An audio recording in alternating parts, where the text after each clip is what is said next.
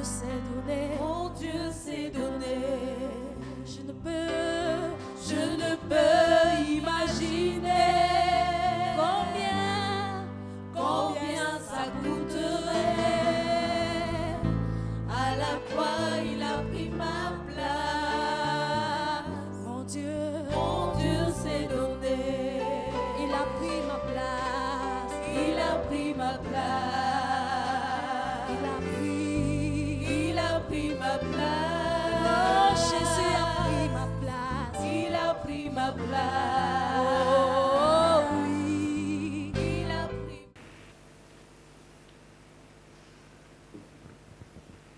Seigneur notre Dieu, tu mérites toutes sortes de louanges et actions de grâce parce que tu en es digne. Oui, malgré nos manquements et nos défauts, Seigneur, nous élevons avec des lèvres balbutiantes, Seigneur, nos louanges vers toi. Et tu nous comprends dans notre état parce que, Seigneur, tu es au-dedans de nous. Que la gloire te revienne. Père, nous voulons sincèrement écouter ton conseil. Parle-nous. Amen. Alors, bien-aimés, ce matin, je m'élève sous la direction de l'Esprit Saint pour partager avec vous un message. Il ne s'agira pas d'un message sophistiqué ou sophiste, mais il s'agira d'un message de conseil et aussi un message prophétique. Amen. Prophétique parce que je ne sais pas si je vais encore me tenir ici pour vous parler du concept Rehoboth. Je vais commencer avec 2 ou 3 points en ce qui concerne les conseils. Le conseil entre également, d'une manière ou d'une autre, dans introduit le message prophétique qui vous sera donné. Mon cœur est touché, pourquoi? Parce que, excusez-moi, je n'aime pas certaines expressions. Mais pendant que j'ai prié, j'ai ressenti, ou si vous voulez, le Saint-Esprit m'a amené à voir les pleurs du Seigneur Jésus. À ressentir dans mon esprit la compassion que le Seigneur a envers ses enfants. Mais j'ai dit que vous vivez la plupart. Ce que j'ai vu, c'est ineffable, je ne peux pas l'exprimer. Il n'y a que moi qui ressens cela. Comment Dieu, ça lui fait mal. Je vais parler terre à terre. Ça lui fait mal, pasteur Guébien, que ses enfants vivent comme des moutons. Comme des moutons. Qu'est-ce que le psaume 139, s'il vous plaît? Psaume 139. Écoutons.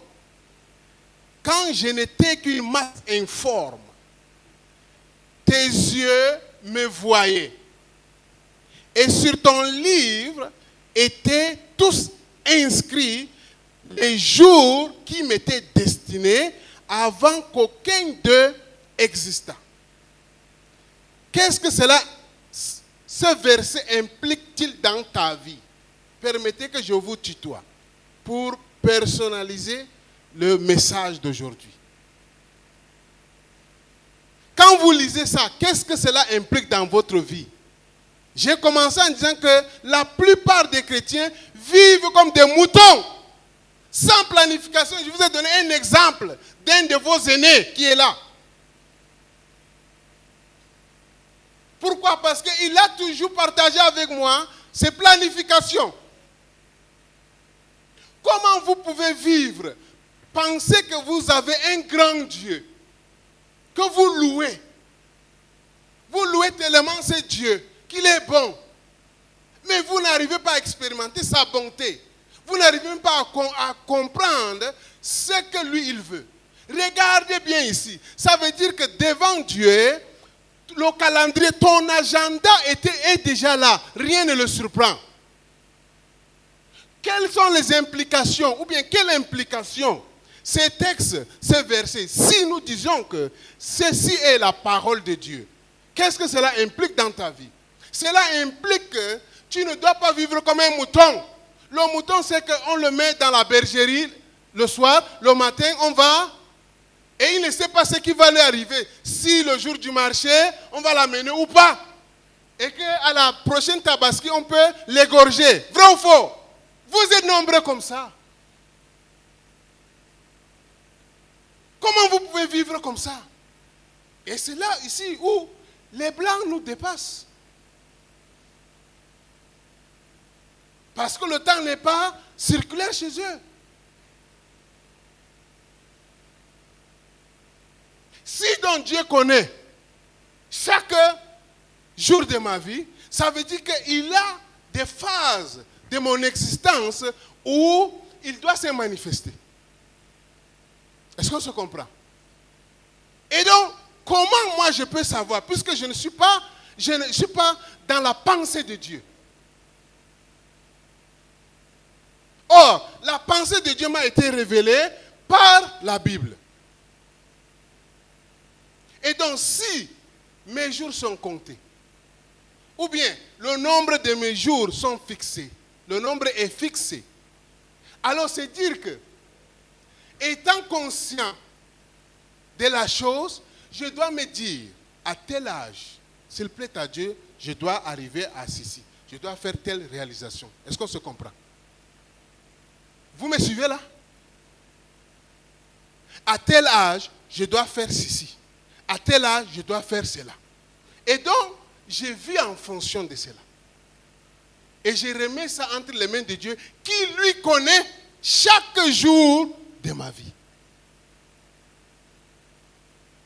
Et là, j'embraye sur le second point de mon conseil.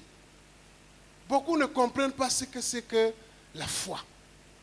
En fait, la foi, c'est tout un méandre. La foi, c'est un labyrinthe.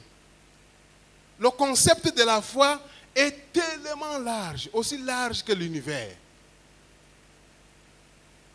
Quand j'ai pris Dieu, suivez bien, sur quelque chose, quand par exemple, j'ai dit Seigneur, sois avec moi dans mon voyage pour aller à Garoua. Et je me lève et puis j'ai les pannes en route. Pour vous, les spirituels immatures, qu'est-ce que vous allez dire? Dieu n'a pas exaucé? Oh, c'est pas ça la foi. La foi, c'est que j'ai remis mon voyage entre les mains de qui? Et puis c'est tout. Advient que... Est-ce que vous me suivez? C'est ça la foi. Si je n'avais pas remis, là je peux me culpabiliser. Mais si j'ai remis, vous pouvez prendre l'exemple dans un autre domaine. Certains d'entre vous cherchent à marchander avec Dieu, croyant qu'en investissant ceci, normalement, ce pourquoi ils ont investi devrait donner. Parce que Dieu a dit que nous sommes dans Rehoboth. Vrai ou faux? Mais vous pouvez investir pour Dieu et vous sortez, vous tombez. Vous me suivez? La foi, c'est quoi? C'est que j'ai investi pour le Seigneur. Qu'advient que... Alléluia. Est-ce qu'on se suit? C'est comme ça qu'on grandit avec Dieu. Et donc, si je planifie que si je suis vivant, dans 2 ans, je dois réaliser ceci, je remets ça entre celui qui connaît déjà chaque jour de ma vie avant que qu'aucun d'eux n'exista. Est-ce qu'on se suit? Alors, même si je ne réalise pas, moi quand même, je me mets sur le chemin de la réalisation du dit projet. On est ensemble? Et là, vous éviterez de vivre comme quoi? Comme des moutons.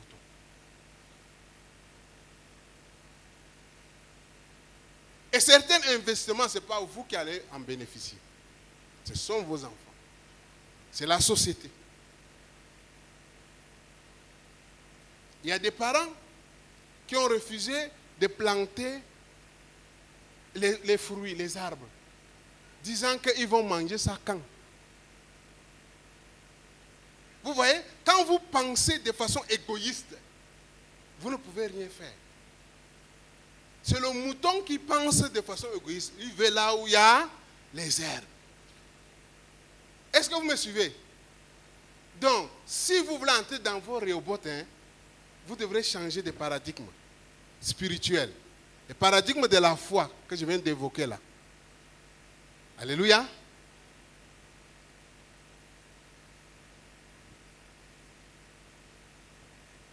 Normalement, le thème d'aujourd'hui, c'était comment? Pour souci de communication, on avait dit que réussir ou on a échoué.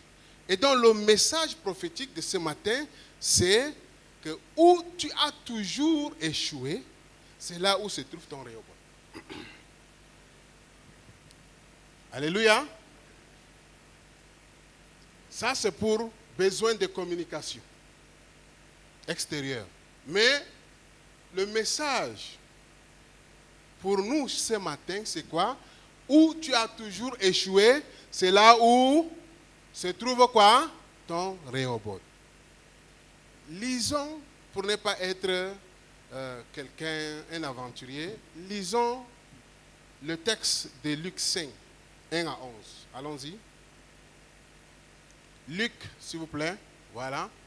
Comme Jésus se trouvait auprès du lac de Génézareth et que la foule se pressait autour de lui pour entendre la parole de Dieu, il vit au bord du lac 2 barques d'où les pêcheurs étaient descendus pour laver leurs filets. Il monta dans l'une de ces barques qui était à Simon et il le pria de s'éloigner un peu de terre. Puis il s'assit et de la barque il enseignait la foule. Lorsqu'il eut cessé de parler, il dit à Simon, avance en pleine eau et jetez vos filets pour pêcher. Simon lui répondit, Maître, nous avons travaillé toute la nuit sans rien prendre. Mais sur ta parole, je jetterai le filet. L'ayant jeté, ils prirent une grande quantité de poissons et leur filet se rompait. Ils firent signe à leurs compagnons qui étaient dans l'autre barque de venir les aider. Ils vinrent et ils remplirent les 2 barques au point qu'elles s'enfonçaient. Quand il vit cela, Simon-Pierre tomba aux genoux de Jésus et dit, Seigneur, retire-toi de moi parce que je suis un homme pécheur. Car l'épouvante l'avait saisi, lui et tous ceux qui étaient avec lui, à cause des pêches qu'ils avaient faites. Il en était de même de Jacques et de Jean, fils de Zébédée, les associés de Simon.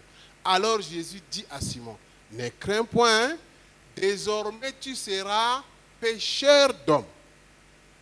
Et ayant ramené les barques à terre, ils laissèrent tout et le suivirent. Amen. Il ne s'agira pas d'une prédication, je vous ai dit, ou d'un message bien articulé. Nous sommes là en face de la mise en scène de l'appel des 4 premiers, ou bien des 4 premiers disciples de Jésus selon l'évangile de Luc. On est ensemble? Alors, nous pouvons prendre ce texte, même si c'est une histoire qui a existé, nous pouvons y voir une métaphore. Amen? Pour mieux comprendre le message d'aujourd'hui. Ce message prophétique, c'est quoi? Là où tu as toujours échoué, c'est là où se trouve. Dans cette métaphore, tu représentes Pierre. Amen. Tu représentes André, tu représentes Jean, tu représentes Jacques. Qui, suivez bien, qui agit sous l'incitation du Saint-Esprit et de la parole de Dieu. Qu'est-ce que je vais te dire ce matin? Je suis venu te dire ce matin que tu vas recevoir dans les jours qui suivent une visitation divine dans ton lieu de travail ou dans ce que tu as entrepris depuis des lustres qui ne marchent pas. Mais je ne connais pas le timing de Dieu. Je ne connais pas le timing de Dieu. Je ne sais pas si c'est à la sortie de ce culte. Je ne sais pas si c'est au mois d'août. Je ne sais pas si c'est en septembre ou d'ici la fin de l'année. Mais tout ce que je sais, j'ai le mandat de te dire ce matin que tu recevras une visitation divine dans ton lieu de travail ou dans ce que tu as entrepris depuis et qui ne marche pas ou que tu tâtonnes.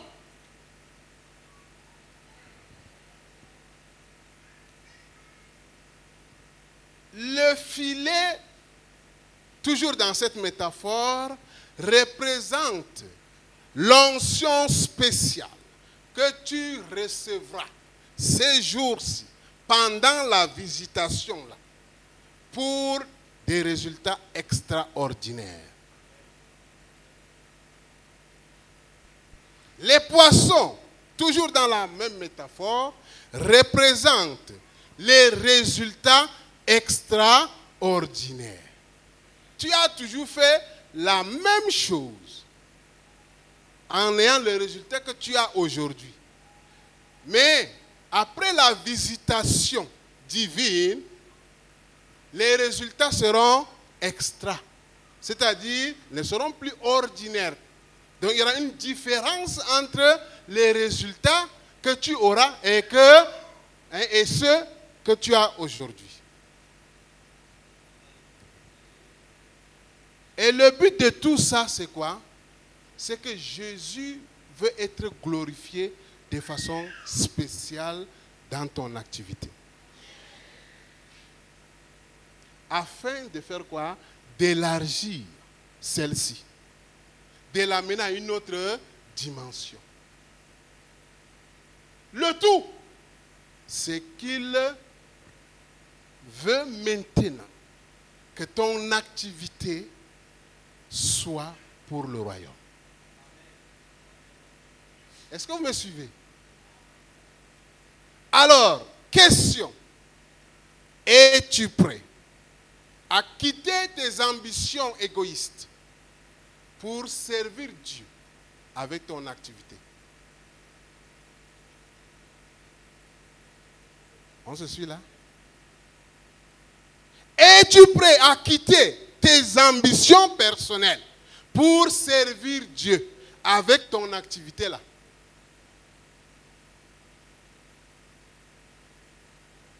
Comment cette visitation se passera? Je vous donne le schéma. Comprenez un peu? C'est la révélation. Dieu révèle aussi à ses serviteurs, n'est-ce pas? C'est dans le texte. Tu auras une incitation ou une orientation claire venant de ton cœur, venant d'un homme ou d'une femme, d'un frère ou d'une sœur, ou bien pendant que tu es en train de cuisiner, ou bien au volant de ta voiture, au guidon de ta moto. Bref, je ne sais pas comment ça va se passer, mais l'incitation sera là.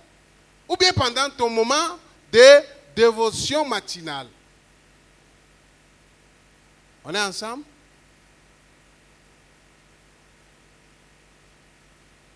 Alors, cette incitation ou cette parole que tu recevras va te demander à prêter, je ne dis pas à céder, à prêter à Dieu une chose sur laquelle repose ton activité. Est-ce que vous me suivez? Que tu cèdes la chose là à son service à lui. On est ensemble? Comme ce fut le cas de la barque de Pierre. On n'a pas demandé l'avis de Pierre. Le monsieur est venu, il s'est assis et il lui a seulement donné l'ordre. Recule un peu, je vais parler. Je ne sais pas combien de temps ça mettra. Parce que justement la chose que tu auras prêtée à Dieu va faire que ton activité connaisse un baisse de régime. Est-ce que vous me suivez? Ou bien, si ta famille puisse connaître, empathise. Il y a l'effet secondaire de ça. Mais je ne sais pas combien de temps ça va durer. Mais, quand le maître aura fini de l'utiliser, sans que toi, tu n'entres dans les murmures et la rébellion, quelqu'un me suit? Tu recevras donc une orientation claire qui va maintenant te faire douter au regard de tes réalités. Est-ce qu'on se suit? Alors, bien que ton cœur sera lourd, obéis à cette orientation ou l'incitation. Pourquoi? Parce que au bout de cette obéissance se trouvent les résultats extraordinaires. Pierre pouvait dire, c'est toute la nuit.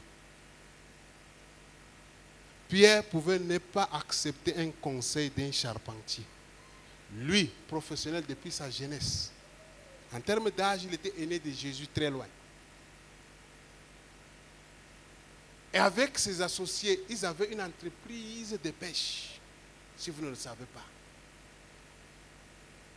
Et ils savent, dans les techniques traditionnelles, que la pêche se passe mieux dans la nuit.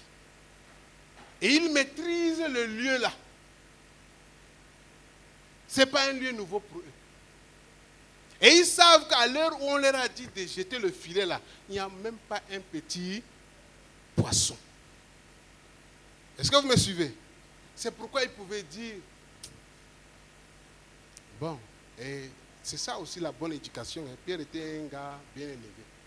Alors si c'était un autre, il allait dire vraiment, tu as fini de parler, non? Descends. Ou bien laisse-moi ramener, faire sécher mes filets. Vous me suivez? Donc le background de Pierre a fait, et il lui a quand même dit, puisque c'est un gars sanguin, il lui a dit que bon, en tout cas,